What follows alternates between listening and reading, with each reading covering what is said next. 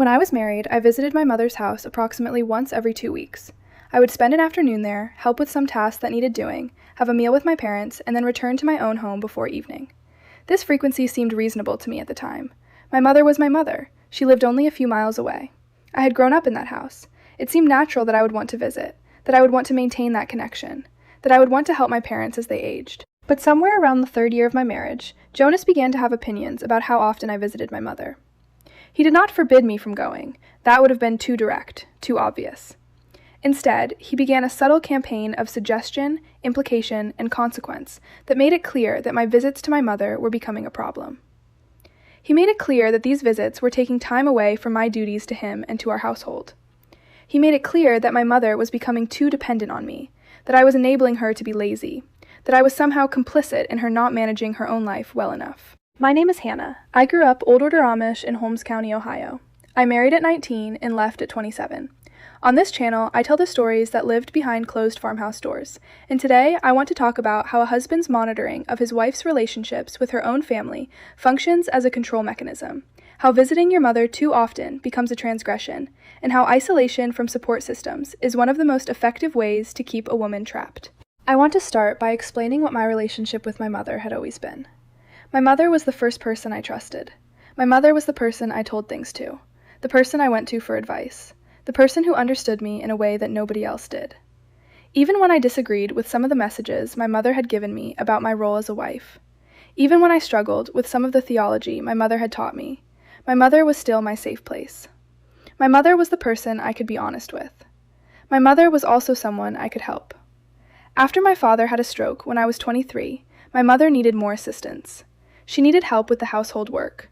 She needed someone to manage the heavier tasks. She needed someone to support her emotionally as she navigated caring for an increasingly disabled husband. I was her daughter.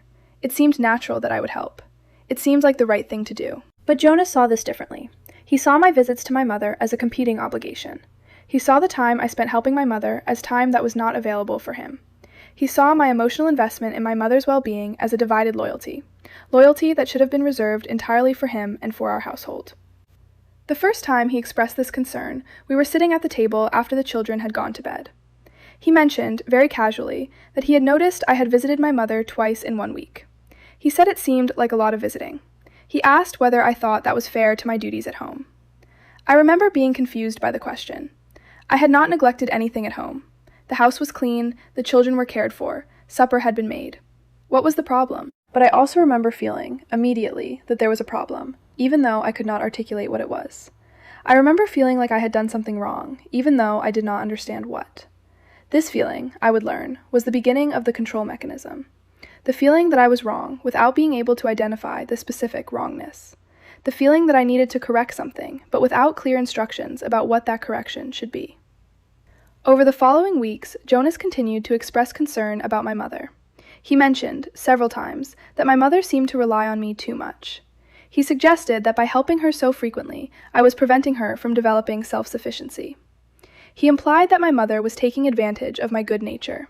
He suggested that my frequent visits were a reflection of my own dependence on my mother, that I was not fully committed to my role as a wife because I was still clinging to my role as a daughter. Each of these suggestions, individually, seemed reasonable. Taken together, they created a narrative in which my visits to my mother were a problem that needed to be addressed. They created a framework in which my loyalty to my mother was being presented as disloyalty to my husband. They created a system in which I was forced to choose between two people I loved, and in which one choice was implicitly correct and the other was implicitly wrong.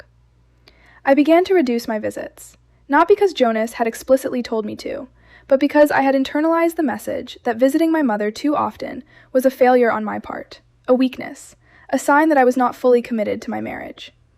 I went from twice a week to once a week. I went from once a week to every other week. I went from every other week to once a month. What happened during this time was that I became increasingly isolated from the one person who had always understood me. I became increasingly dependent on Jonas for emotional support, for validation, for the sense that I was doing things right. And as I became more dependent on him, he became more confident in his ability to shape my behavior, to control my choices, to define what was acceptable and what was not. I remember a particular afternoon when I had gone to visit my mother, and I came home to find Jonas in a cold mood. I had stayed longer than usual, perhaps an extra hour. I had not called ahead to tell him. I had simply stayed because my father was having a difficult day, and my mother needed the support. When I arrived home, Jonas barely spoke to me. He ate supper in silence, he went to bed early, and he did not speak to me fully for 3 days. During those 3 days, I understood the message very clearly. Visiting my mother beyond what Jonas considered reasonable resulted in consequences. Not explicit consequences, not a conversation about why he was upset, just the withdrawal of his presence, the coldness that made it clear that I had done something wrong. I understood that if I wanted to restore the warmth in my marriage, I needed to visit my mother less. I also began to notice that Jonas would ask me, before I went to visit my mother, when I was coming back. He would ask what I would be doing there. He would ask why I needed to go. These questions, which seemed innocent on the surface, were actually a form of surveillance. He was monitoring my visits. He was questioning their necessity. He was implying that my desire to see my mother needed to be justified, needed to be explained, needed to be approved. What I understand now is that this monitoring served multiple purposes. It isolated me from a support system. It made me less likely to confide in my mother about my marriage, because I would have to explain every visit I made. It shifted the balance of power in my marriage, because I was now dependent on Jonas for permission, approval, or at least tolerance of my visits to my own mother.